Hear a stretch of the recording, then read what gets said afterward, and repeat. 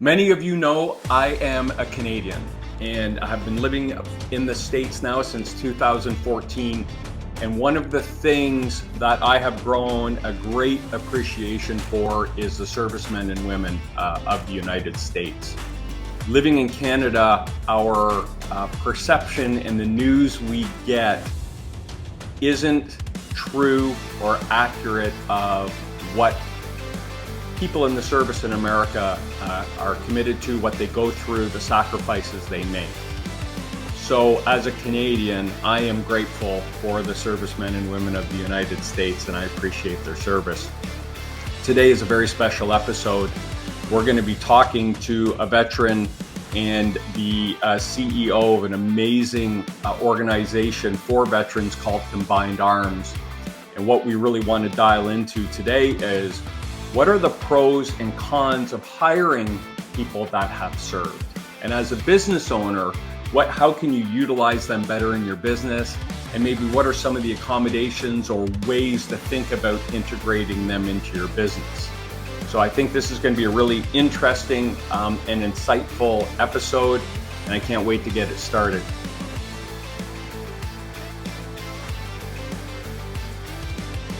But first, I'd like to welcome you to the KeyHire Small Business Podcast, where we cover the issues that help owners scale their small business. I'm Corey Harlock, creator of KeyHire Solutions, and I'll be your host. Our guest today is Mike Hutchings, and he is the CEO of Combined Arms, where they're raising the standard of how we support and empower those who have served our country. Couple interesting notes about Mike. He did serve in the U.S. Army as a parachute infantry officer. I'm interested to learn a little bit more about that, see how his knees are doing. He lives in Rhode Island with his wife and 3 kids, and he enjoys outdoor survival activities with the family. I bet you his survival activities are a little different than most. But anyway, let's bring Mike onto the show. Hey, Mike, how are you? I'm doing well, sir. Thank you, Corey, for having me. Thank you for the warm introduction. Thank you for the support of our armed forces. And thank you for everything you're doing for the small business, entrepreneurial economy in general. It's wonderful. Hey, I appreciate that. And I appreciate you spending some time with us today. Like I said, as a Canadian coming down here, I remember the news in Canada. And we're seeing it now, especially with the political climate, right? Whether you agree or disagree, what we hear back from our friends and family in Canada is not what we are experiencing today as I sit here in the US, right? And unfortunately, or fortunately, Canada doesn't have a huge military presence, right? And it's not a badge of honor for Canadians who have served. I have an Uncle Scott who was a firefighter in the military. He joined when he's 18 or retired from the armed service. And it was never celebrated. It was just like, oh yeah, he was in the military. He was on ship, right? He worked on the Provider and one of the Canadian fuel ships. But when you come to the United States, it's so embedded in the culture, and it's such an amazing thing where people want to serve their country, right? They make a choice, or they go to school, or they enlist, or they do whatever. And it's very different. And it's something I've learned to appreciate at a really deep level, like being able to sit here in America, free, doing what I do. And it's not lost on me that there's been a lot of sacrifice for me as a Canadian to sit here in Houston, Texas, running my business and being able to talk to guys like you. Yeah. I think it's a great point, and not to touch on the political space, because I know that's not the purpose of our conversation here today. Is my personal stance are the countries that we're allied with is in the best interest of the world, from a global security perspective, from an economic impact perspective, right? And so I've had the pleasure and the distinct honor of serving alongside our allied partners in various theaters. And I'm a huge proponent of the work that we all do together. And, it honestly hasn't always been that way in America's history, of a warm reception for people that have gone off in times of conflict. But we are at a current place in the United States where there's a tremendous amount of support. And it's been that way for quite some time now for our armed servicemen and women that have deployed to theaters of combat and come back and returned. And there's been amazing programs and processes and procedures established by not just our federal agencies, but our corporations to welcome those active duty service members home, and then to help them assimilate and integrate into society and into economic opportunities post-service. Because the thing I'll always say is, at some point in time, you will become a veteran. It is not a lifelong job. Even if you do it 20 plus years, you have to hang up the hat. So at some point in time, you will be done with your time in service, and then you need to be a contributing member to society. And luckily, there's been a lot of focus and attention on how to make that kind of transition happen better for our population. Yeah, and that's a great segue into what we're going to talk about today, because that assimilation for some, every experience is unique to every individual, right? And some people are probably assimilating much easier and kind of having a much easier transition. And then there's people that are really, really struggling with those transitions. And that's kind of what we want to talk about today. So, we always like to start with definitions, and maybe that's a really good place to start, in your world. Walk us through kind of maybe some of your experiences in working with people in the differences in transition and what it might take or what the commitment of a company is to have someone join their team, understanding that they may have served, they may have been in combat, and they may be carrying some baggage with them. Yeah, that's a great question, right? And so let me try and unpeel and unpack this as best as I can, right? Yeah. So let's kind of start, maybe big to small, and frame out the foundation. Right now, in most recent years past, you're looking at less than 1% of the population of the United States population serves in the armed forces, right? So even though it's massive numbers in the millions, it's still just a microcosm of the general population of the U.S. And then of that 1% that served during a time of war, the most recent one being what we refer to as GWOT, the Global War on Terror, less than 1% of that 1% that served get engaged in direct ground combat, right? And that's some of the most recent data.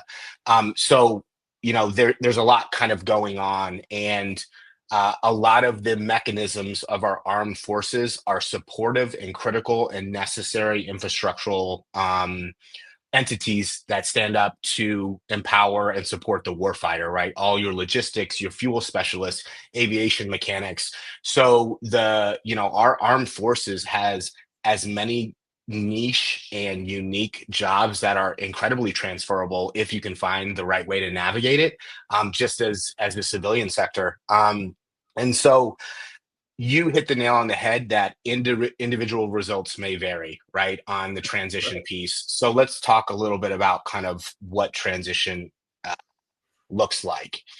So right now, Department of Defense, there's a bunch of programs out there, but Department of Defense, kind of its paramount program is the Transition Assistance Program. It's called TAP, and it's essentially about a week long, kind of cutting your teeth, LinkedIn resume writing, introductions, some PowerPoint briefings on what your transition may look like. It's a part of your out processing procedures once you decide to separate from the military. And there's, there are some concerns about the duration of that, whether or not soldiers and service members are supported to go to that transition program, and whether or not it's successful from an outcomes and outputs perspective. And there's some government accountability office GAO reports that have kind of looked into this. And I would argue that is not enough to support someone who's transitioning, whether it be 4 years they served or 20 years. A week-long course is not enough. So essentially, once you decide to make a transition, there are certain programs like SkillBridge that you can take an advantage of, which is almost like a try it for free. Both the company gets to try you if you're picked up, and then you get to try the company, and it's completely covered before you transition. So it's similar to like an internship, maybe. Exactly. And it's called SkillBridge. Great program. We've heard fantastic things about that. Supported a lot of people going into the SkillBridge program. So you have some things like that. But by and large, the majority of personnel transitioning out are just doing kind of the TAP program, and they're trying to find employment on their own druthers, Google searches, through their networks. And as you can imagine, just like everyone else that's trying to find a job at any point in time, it's a very difficult environment to navigate through.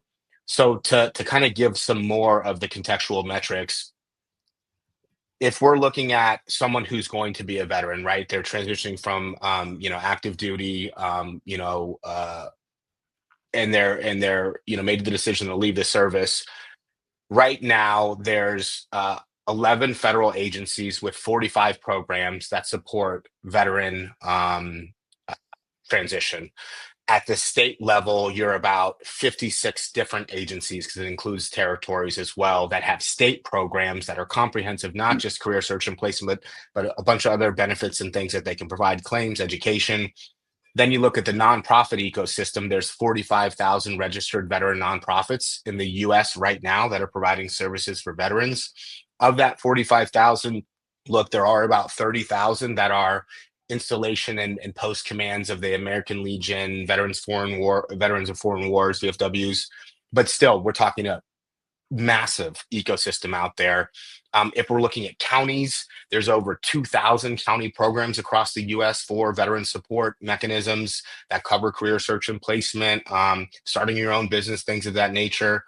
And I'm not even getting into the corporate programs that are out there, and or just the general support programs that are out there that veterans could use. Just identifying with someone who needs help with placement. We add all of that up, we're over 1 million.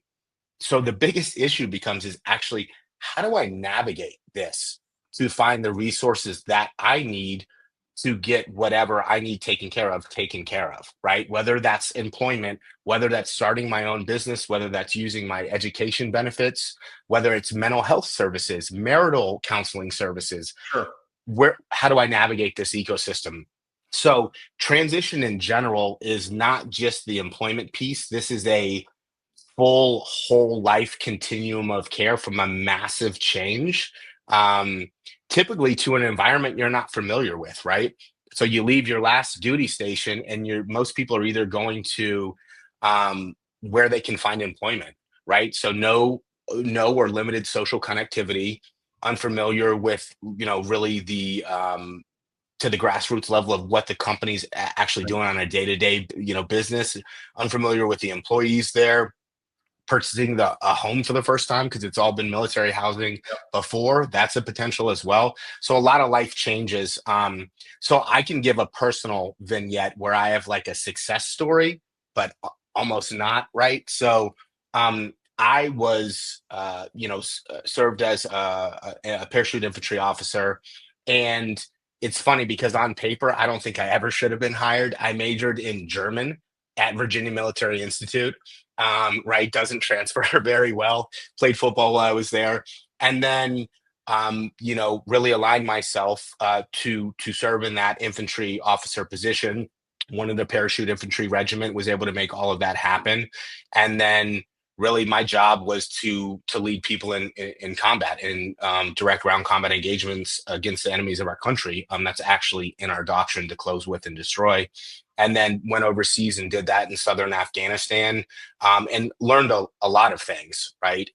From people that worked for me that were far better than me. And so it was a lot of listening, right? People that had been in longer, imparting, tokens of wisdom, and a lot of things I learned during kind of that experience with my time in the Army. But when I had made the decision to get out to better support my family, I will never forget reaching out to my sister, who had served as well, about 10 years ahead of me. And she was working at Procter and Gamble. She had gotten out, gotten her MBA, and then was working as a brand manager at Procter and Gamble. And I sent her my first cut of my resumes. And she called me and said, "Mike, you are never going to get hired." Right. And I remember laughing, right? Because it cut me deep. I was proud of everything I had done, but I hadn't translated anything, right? Talking about, a combat infantryman's badge award, a valorous unit citation, all this stuff. Using all the military lingo, right? right. And so I was lucky because she took me under her wing and really counseled me and mentored me and did mock interviews with me, case-based, behavioral-based interviews, and prepared me to when I was approaching companies, I at least had done a lot of the groundwork and preparation.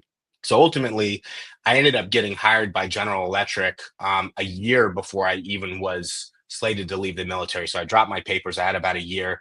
They gave me an offer letter a year in advance. And so fantastic on paper in terms of like securing employment well in advance. I get to GE. GE has great company benefits at the time. This is like 2015. They're just crushing the market. I was specifically working for GE Transportation.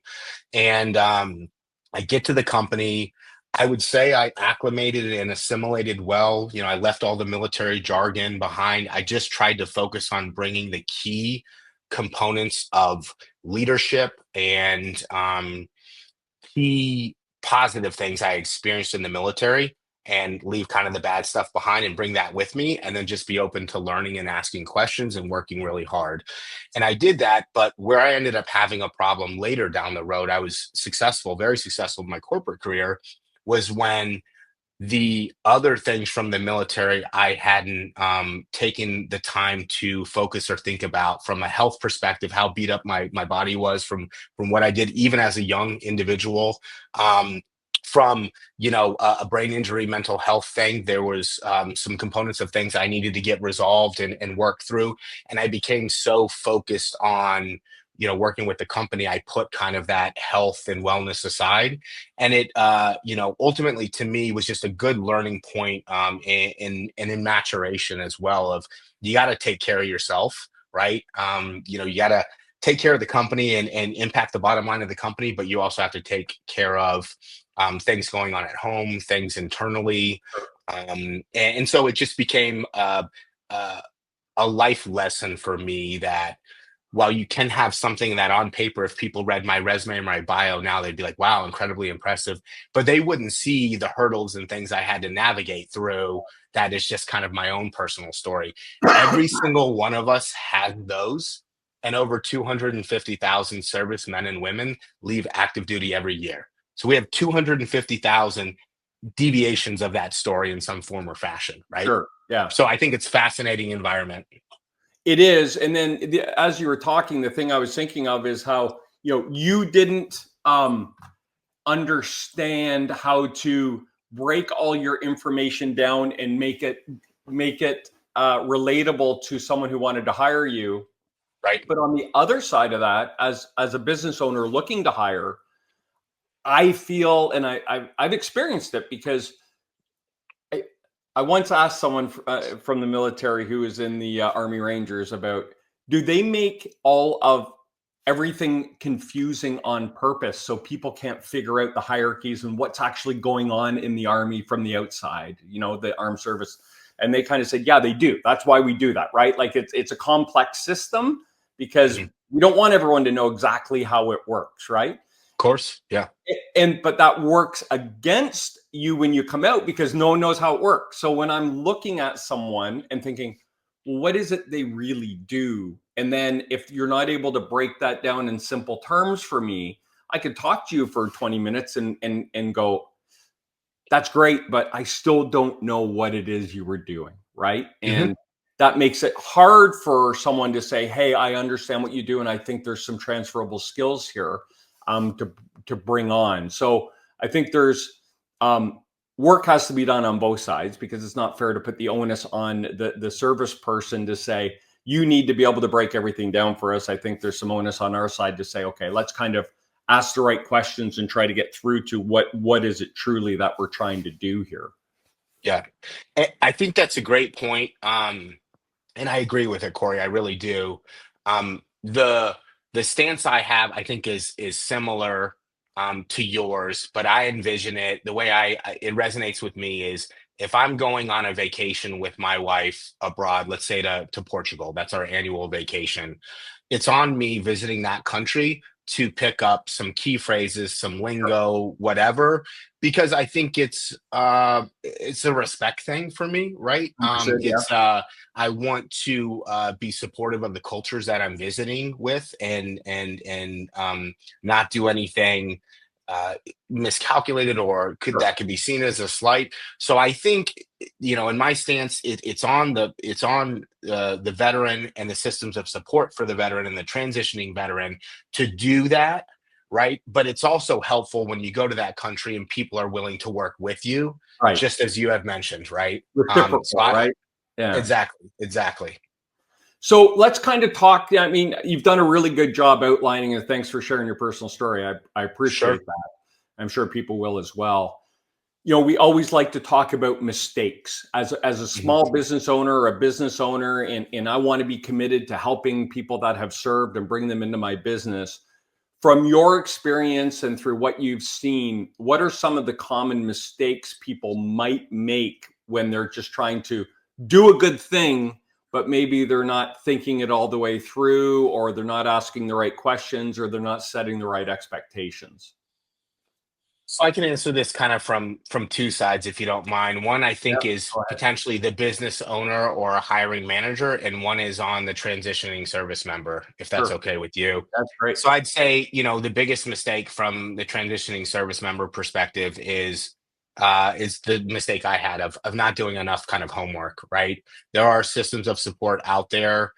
There's organizations like Combined Arms, Hire Heroes USA, Next Stop, upstanding organizations that you can go to completely for free. Military programs, DoD programs that you can take advantage of, that can help put you under their wing and say, hey, we saw your LinkedIn. You got to change from your official military picture and put on a suit, right? If you want to be taken serious, things like that. You don't really. It's so funny how we don't think about it at the time, and we should, right? Well, I think they're thinking what would sell, like what is most impressive, and you're very proud of your service and your accomplishments, so you want to showcase that, but it doesn't align with what people are expecting to see on the other side. So it makes sense from that one side, but like you said, when you start doing your homework and thinking, okay, maybe I need to be a little more strategic in the way I approach this. Exactly. Yes. And so, you got to do some homework. It's not gifted to you, right? So you do have to do a little bit of grinding, talk to people, build a network, engage with upstanding programs that are out there, which you can find by connecting with some of those organizations that I mentioned. And by and large, I think you'll be successful, right? From the business owner slash hiring manager perspective,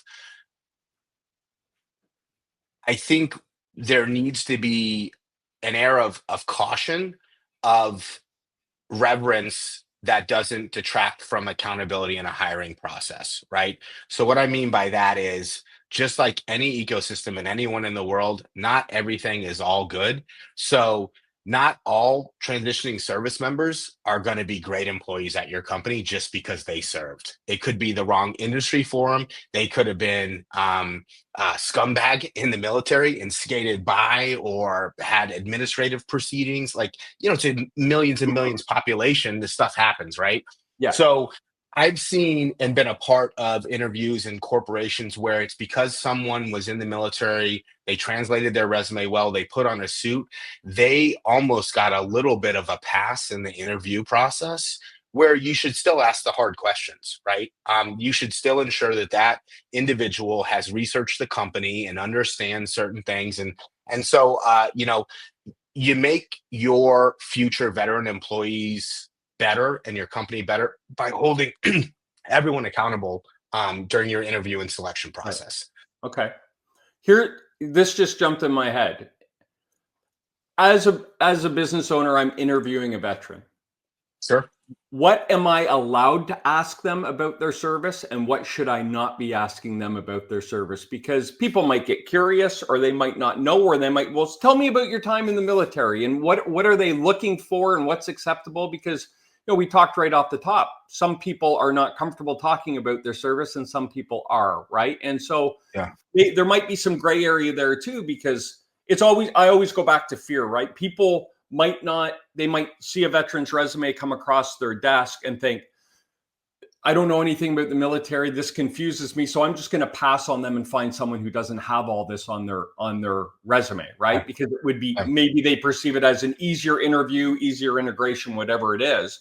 But if we can arm them with some knowledge and say, hey, it's easy. Here's what you can do. Here's what you can't do.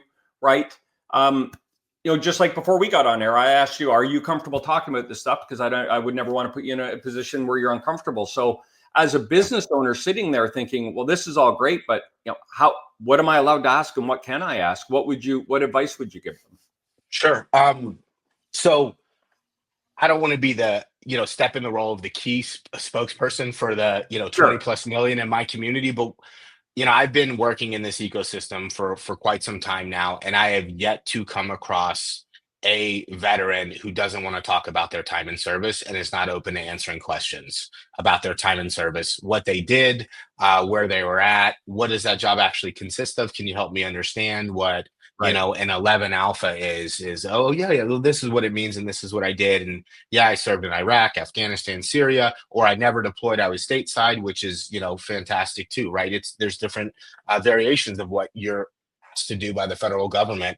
And I'm talking about even catastrophically wounded friends of mine that were hurt overseas are very vocal about their time in service. So honestly, I've never experienced any hesitation for people to talk about their time in service. More so, they're nervous that they're going to talk too much about it. So sometimes they might be hesitant to bring it up because it's, once again, the language kind of barrier is, am I talking too much about this? Are they going to think I'm stuck in that past life? Right. And that they can't now see me in their company. That's what a lot of the fear from the veteran side comes from. And maybe fear is not the correct word, but maybe hesitation is, if I'm talking to GE and all I have is my military stuff, and even though I've translated it and I've had stories I can translate over, if I talk too much, do they see me as not a good fit? And so, I would say if at any point during like an interview or a conversational process, you see from an emotional perspective, and the only time I've seen this is when people potentially recollecting times when a fellow service member was killed beside them in the proximity, or someone that they knew about, people can get emotional in that regard. But that's about it. So I'd say like maybe ease off that, conducting an interview process. But I've had that happen, and I've been able to tell the stories at a higher level of where I was comfortable with, and still translate that to decision making, time constraints, things of that nature. So I would encourage business owners and hiring managers to be very inquisitive, ask, and then they're going to want to talk about their time in service and how it could translate to help your company. That's awesome. And it relates kind of, but not really. But way back when I was in Calgary, I was working with this guy. He used to be a professional boxer, and he actually fought Razor Ruddock for the heavyweight championship of the world. Right? Wow. Yeah, super cool. But his problem was he would go into every interview and tell people that. So what would they spend their whole time talking about? His boxing career.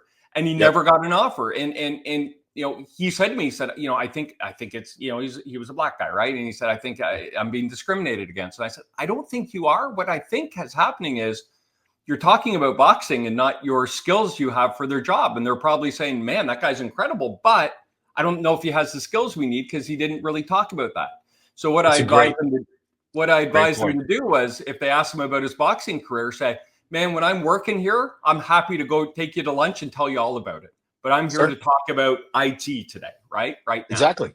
And get back on point. So, and he took the advice. Man, I'd have to go back, but I remember getting an email follow-up from him saying, hey, thanks for the advice. I think he ended up landing a job. He was just a great guy, but he was just kind of, he was really proud of his accomplishments, but I think it was overshadowing his ability in the realm of the job he was trying to find, right? Absolutely. And that was great sage advice that you gave him. And you can see it sometimes be a friction point in the veteran community, where there's at times too much attachment to the veteran identity. And it takes a little bit of sometimes mentorship, sometimes feedback. And I've seen it personally at companies that I've been at, where there was a great hire, but still had some of those military potentially traits that didn't translate as well. That took a little bit of coaching to kind of hey, we can't do that here, and here's why. Here's how the company performs to inform people of these kind of matters. And for the most part, that stuff gets rectified, and it's small spuds, nothing crazy. Cool. Now, what Yep. would you say in terms of, bringing someone in, you hire someone and you bring them into your business? Would you recommend any, I think accommodation's the wrong word, but expectation in terms of how quickly they're going to kind of fit in, or, you might have to work with them a bit in terms of, if you said there's a lot of other stuff to deal with other than getting a job, right? Like assimilating back into society, back into family life, buying a house, doing all that stuff, right? Mental health, all that good stuff. So what should you expect as a business owner when you bring someone in? And again, it's not a one size fits all. I understand that it's very different, but maybe give us an idea of what kind of expectations you should set as a business owner bringing a veteran in, and wanting to support them through their journey. Yeah, I think it's one, it's going to depend on the size of your business, right? Because large major corporations have a much better opportunity to create intentional large scale programming to capture and provide systems of support that could be beneficial for that veteran and help with retention. Smaller businesses aren't going to probably have the runway to be able to do that. But there's other things you can do. At the end of the day, I think open and honest conversations and malleability is what would be mutually respected from both sides, right? And there might be some people in the community that disagree with this concept with me, but the era I was in is from a garrison perspective, meaning that if you're back stateside, it's very much regimented, right? Here's when you're doing physical training, here's the uniform of the day, you're doing this, and all your time is consumed. And there's a task, a condition, and a standard for almost everything that you do in training manuals. And you either perform to the standard or you fail and other stuff happens, right? And so like that's garrison. That's the stateside operations. But keep in mind that we were in the theater of war for 20 plus years. When you get in the theater of war, a lot of those things, especially if you're outside of the wire, outside of a major base, you become a small business owner immediately. Everyone does, right? And so technically it's the officer and the senior NCO on the ground that really are the battle space owners, the ground force commander.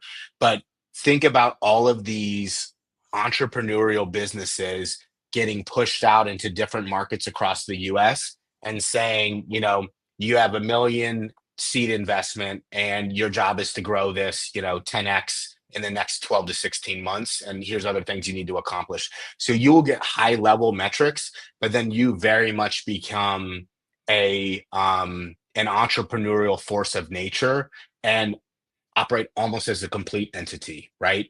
And so down to the lowest level of the organizations you manage, people are accountable for major things, but you are separate from the guidon is what we call it. You're separate from your bosses. Sometimes they're not even able to travel to you. And you have this large overarching task and you have to figure out a way to accomplish it, whatever way you decide is the best, right? So you form your own approach. And so I think that people of that era appreciate malleability instead of rigidity. And so if I'm, meeting with a new business owner, or an existing business owner that's welcoming me to their team, what I would feel really awesome about is they're like, hey, Mike, we're excited to have you with the company. We're going to let you get a feel for the business. I know you're going to, bring some heat. I know you're going to kick butt here. And let's just kind of work through some stuff together. I have this person here, designated as a mentor for you, or I'll be a mentor for you when I have time. If I can, if the company can afford to do it, and with the personnel or even someone in their network. And then let's get a feel. And then after, 30, 60 days, why don't we convene and let's start, targeting some metrics and see how you feel comfortable with that. And then let's just have an open conversation of what's working and what's not. In my opinion, that would be the best trajectory of mutually beneficial success for both the business owner and the incoming person that's coming into a new climate, Sure. a new environment, right? Um, I, I I I I used to think it, right, and I think it's a preconceived notion that if I come in and you say, Mike Hutchings, take this hill, and you have 13 days, I don't know if that's going to make me successful anymore, and I don't think that's going to make our population successful before. I think that's a little bit of a misnomer where we've just had so much experience of figuring stuff out on our own that sometimes a little bit of cushion and just open dialogue is potentially the best way to go about it. So as like if you're a small business owner and at the minimum you can do that, just have transparent conversations with good hires. I think it's always going to be successful for all parties involved.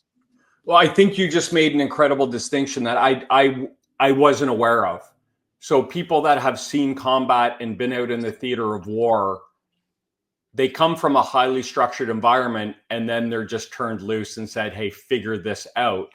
And then there's people who haven't been in that situation who might be used to a highly structured environment. So it might be important if you're bringing someone in to figure out where they were in their career within the military, because you, having said what you just said, I might hire someone and think, oh, this person's going to be a great, able to think on their feet, but they were never put into that situation. So they never exercised that muscle and they never got that experience. So it feels like there might, I mean, to really simplify it, but there are people that have been pushed out into these entrepreneurial environments, as you called them. But then there might be people, like you said, that stayed stateside and stayed in this highly regimented, highly structured area as well. And there's a bit of a distinction to be made there. There is, and at stateside, you'll see it at smaller dosages, right? So you'll have people that are working in the logistics realm that will order parts and the parts won't come on time, but they have to get their vehicles 100% ready by this point in time. So they will navigate a bureaucratic process and be innovative to find ways to make that happen. Okay. So it's a smaller dosage. It still occurs stateside, but there you do have that overarching Right. rigidity. Overseas, I mean, we used to call it VUCA was a term. So volatile, uncertain, complex, ambiguous. People who had that experience over there are no better or no less than anyone that was stateside or not in an operating theater of war. But those people typically have an experience that you cannot replicate in any environment of navigating a VUCA environment. You become a master of solving problems, a master of solving problems. And it is probably one of the most fascinating things to be engaged and involved with, because at the end of the day, it's up to you and the people that are directly beside you. I've had so many scenarios of where I mean, I would say minimum in the hundreds of where something didn't go according to plan, and we had to find ways to instantly adjust. Sure. Sometimes under direct fire conditions, sometimes in no fire whatsoever, but now we don't have any shelter, and now we don't have food because this happened in the country or this got delayed. And the amount of innovation I've seen, I have yet to seen replicate anywhere outside of my time in the service. So it's incredibly fascinating. And so you get the dosage at a smaller level in the stateside, but it's unbridled outside in the operating theater of war. It truly is like a Shark Tank atmosphere. It's absolutely incredible to be a part of. Awesome. You do such a great job at translating it back into business terms. I appreciate that. So I'm let's trying kind my of, best. yeah. So let's, you're practicing what you preach. So let's kind of get into, what pieces of advice would you offer a small business owner out there? And I'm looking to bring in someone, and it could be an associate level person to get them into the business to see how they perform. It could be a mid-level or a senior level leader in the business. What advice or tips would you give a business owner who's looking to make a commitment to bringing some veterans in on their team and get them on their team and give them an opportunity? What are the top 3 to 5 pieces of advice you might give them? So I'd say look at the community that's around you, right? You're a part of that community. You're a leader in that community. And I see it, one of the best cities I've seen it is in Houston, where you have small business owners that our veterans or supportive of veterans go to community-based organization events, to any affiliation, right? Veterans just kind of one of them that I've seen just take off in Houston. Well, Houston also has the second highest, largest population of veterans in the United States. So that's probably Does it another really? reason for it. Yeah, it does. And Texas has the number one population for veterans in the U.S. So, Texas is the breeding ground for veterans from tons of benefits of living in the state. So what Houston is great at doing is aggregating business and veterans together through events. So there's like I believe it's called like Veterans Leadership Houston, which is business owners that are affiliated or connected with the veteran community. They bring in veteran nonprofits to come speak about what they do. They go and visit veteran nonprofits. Veteran nonprofits go and visit them. So you have small business owners, almost like mini chambers of commerce, of like they're just organically building it themselves. And so those people will reach out to the nonprofits and say, hey, we're looking for these type of positions. Can you help us? Do you know anyone? The nonprofits all know them. Those are the clients, right? So if you don't have that communication with the community that you're residing in, it's going to be a lot harder to find those people, right? And so I see Houston do a great job of it. Virginia does a fantastic job as well. So does South Carolina. So connecting with local organizations is always, nonprofit organizations, always a home run out of the park. Go to their events. They have events all the time. Go to their events, sit in on a Thursday night from 6 to 7, have a drink, shake a couple hands, see what everyone does. And you are going to immediately find overlap of where you could work with them and they could work with you. It happens every single event that we have. The other is to think about, the state components as well, right? So there's great state agencies. All of the states have them that are supporting veterans and military hiring. They run hiring fairs all the time, right? All around the state, all the major metropolitan areas. They're looking for businesses to come there and help do screening, help provide input, help with hiring that are open to hiring. They broadcast them all the time. And a lot of times people are just unaware they're not on the distribution list. Go to your state veteran Department of Veteran Services, sign up for their mailing list. You will get events all the time. If you have the time, pop out there. You can get tons of hires from there. In Texas specifically, because that's where our headquarters is, we'll have these events co-hosted with the state. 1,500, 2,000 veterans will show up. They're looking for businesses left and right to tell veterans about their company, and they get the chance to kind of feel each other out. And maybe start a process. And the other thing, it's under the federal, but the Small Business Administration, SBA, does a lot of stuff with veteran hiring and placement, entrepreneurial support for the veteran community as well. So the SBA does events as well. They do it with community-based organizations. So key component is my biggest piece of advice: look in the community around you. You're going to have more efficacy doing that than looking on LinkedIn, right? Or like cold kind of interviews. It's the community, the network, and I guarantee you will find the right people that you're looking for through whatever network you're able to build by going to a few of the events or just calling organizations and asking them what they do.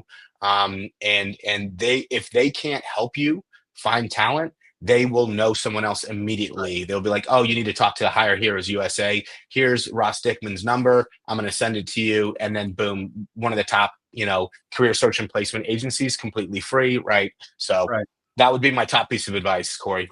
That's amazing. Yeah. Thank you for all that information. I appreciate it. So, hey, Mike, I've enjoyed this conversation and could continue it on, but we're getting a little short on time, and I want to make sure I leave you time to let everyone know about your organization, Combined Arms, and what you guys are doing and how we can reach out to you. And we already talked, we're going to put the donate link in the liner notes, and I hope people go there and help you guys out with that. But, give us the overview of Combined Arms and what you guys are doing.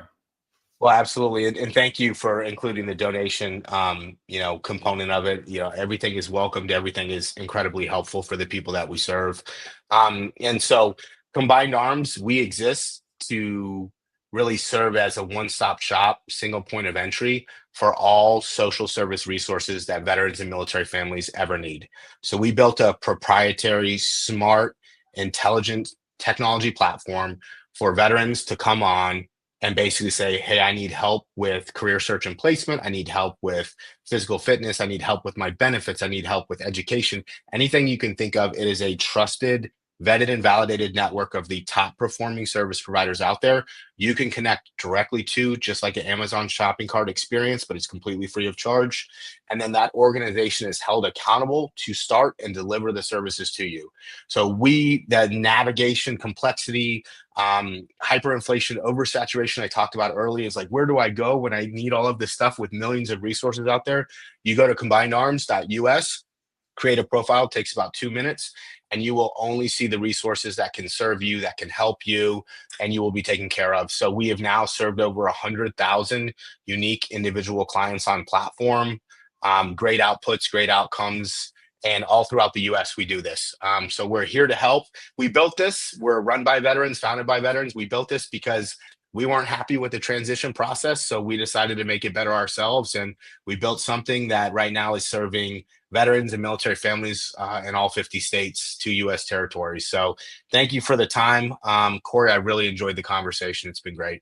Yeah, me too. And then we have a couple other links. How else can we get you? We put the Combined Arms up there. There's your LinkedIn. Good way to keep please updated. Yeah, absolute. Great way to see what the company's doing. You'll see events on there. Can follow us. We post job postings when we're hiring internally. About 90% of the Combined Arms employees and growing are veterans or military spouses. So we're always looking for top tier talent as well. Yeah, that's a great resource to track everything we're doing as a company. Awesome. And don't forget to donate. If you're listening to this, look in the liner notes, hit that donate link, support a good cause. Mike, thanks so much, man. I really, really appreciate it. Hey, thank you, Corey. You're doing great things out there. Appreciate you. We're trying. Thanks. I appreciate it. All right. There you go. Mike Hutchings from Combined Arms. Thank you for tuning into the KeyHire Small Business Podcast.